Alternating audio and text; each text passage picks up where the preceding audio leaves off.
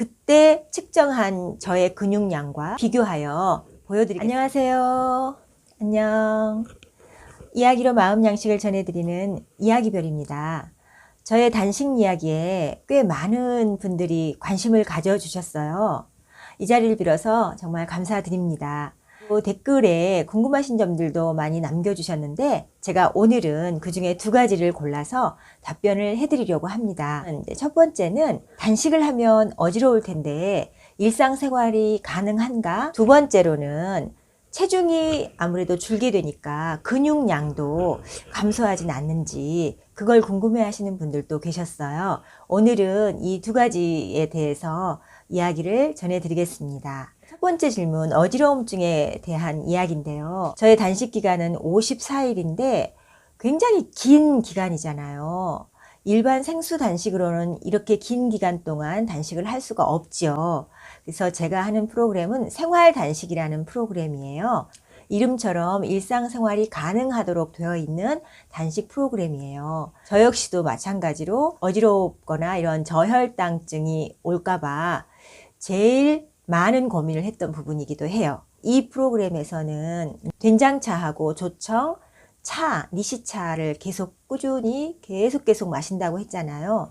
이 세 가지만 계속 잘 마셔주면 전혀 어지럽지가 않습니다. 허기를 느끼지 않기 때문에요. 근데 저는 체질상 맹물을 잘 못 마시더라고요. 그리고 음식도 국물이 들어가는 요리나 어떤 음료수 같은 거를 잘 마시질 못해요. 니시차도 자꾸 까먹게 되었어요. 그래서 제가 사실은 단식 기간에 지난 4월 한 달 동안은 정말 바쁜 달이었어요. 근데 이제 자꾸 이렇게 까먹기도 하고 미리 챙겨 먹질 않아서 사실은 한 두어 번 정도 강의 중에 정신이 아득해지면서 이렇게 손끝이 저려오고 그런 저혈당 증세가 한 두어 번 생겼었어요.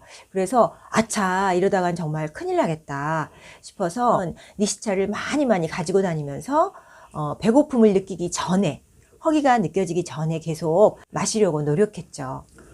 본단식 14일 기간에는 된장차나 조청이나 이 차 아니면 먹는 게 없으니까 차를 챙겨 먹어요. 근데 본단식이 끝나고 회복식에 들어가면 이제 생채식을 한 끼씩 먹잖아요. 그러니까 생채식을 먹는다는 생각에서 그런지 마음이 좀 더 편해져서 차를 좀 덜 챙겨 먹었던 것 같아요. 그래서 제가 이제 강의 중에 그런 저혈당증이 오기도 했었어요. 그 이후로는 계속 하루에 2리터에서 거의 3리터 가까이를 꾸준히 계속 마셔주고 있습니다. 이 차만 꼼꼼하게 충분히 마셔준다면 전혀 허기를 느끼지 않고 따라서 어지러움증도 느끼지 않게 됩니다. 사실 저는 강남 쪽에서 오전에 강의를 2시간을 하고 끝나면 강북으로 건너가요. 그래서 또 2시간 동안 강의를 하고 온 적이 일주일에 2번 있었고 그것을 연달아서 2주 연속해서 했던 적이 있었거든요. 그때는 조절식 기간도 아니었기 때문에 밥도 먹을 수 없었던 기간이었어요. 그래서 운전하면서 이동 중에 생채식을 먹으면서 갔던 기억이 납니다. 그 모든 일들을 무사히 잘 보내고 지금 이 자리에 있습니다. 그리고 이제 두 번째 근육량 감소에 대한 질문이 있었는데요. 제가 3월 13일 날 단식을 시작했거든요. 단식 첫날이에요. 그때 측정한 저의 근육량과 5월 1일 날 측정한 저의 근육량을 비교하여 보여드리겠습니다. 단식을 한다고 운동까지 단절을 해버리면 당연히 근육량은 줄어들겠죠. 저도 사실은 14일 그 본단식 기간에는 체력 소모를 되도록 줄이려고 운동도 하지 않았던 것 같아요. 단식을 시작하는 단계이기 때문에 운동을 해서도 안 될 것 같고 몸을 많이 사렸던 것 같아요. 단식 전에 평상시에 저는 이제 운동을 일주일에 한 2~3번 정도는 짧은 시간이라도 꾸준히 해왔거든요. 그런데 본단식 14일을 지나고 나니까 다리를 만져보면 다리 근육이 없어지는 느낌이 확 드는 거예요. 그래서 이제는 안 되겠다. 그러고는 회복식에 들어가면서 이제 운동을 시작했죠. 운동은 이제 우리가 일반식 하는 거랑 똑같이 격렬한 운동은 단식 중에는 권하지 않습니다. 이 생활단식 프로그램에서 권하는 전신 운동이 몇 가지가 있어요. 그 운동을 이제 하면 되는데요. 합장 합척 운동, 붕어 운동, 모관 운동, 등배 운동, 그리고 발목 펌프 운동 등 이렇게 여러 가지가 있는데 제가 오늘 이 자리에서는 합장 합척 운동과 붕어 운동에 대해서 짤막하게 설명을 해드리려고요. 좀 전에 말씀드렸던 대로 본단식 기간에는 운동을 하지 않다가 회복식 기간에 이제 하기 시작했는데 그 중에 합장 합척 운동이라는 것은 사진으로도 이제 보여드릴 텐데 이 운동의 핵심은 이 붙였던 양손과 양발이 떨어지지 않게 하는 거예요. 그래서 위로 올렸다가 오므렸다가 올렸다가 오므렸다가 이렇게 해주는 운동인데 저는 처음에 이 운동을 할 때 100회는커녕 한 50회를 연속해서 하는 것도 힘들었어요. 그런데 점점 늘려나가면서 100회 하고 한 20초 정도 쉬었다가 또 100회 하고 20초 정도 쉬었다가 이런 식으로 늘려나갔거든요.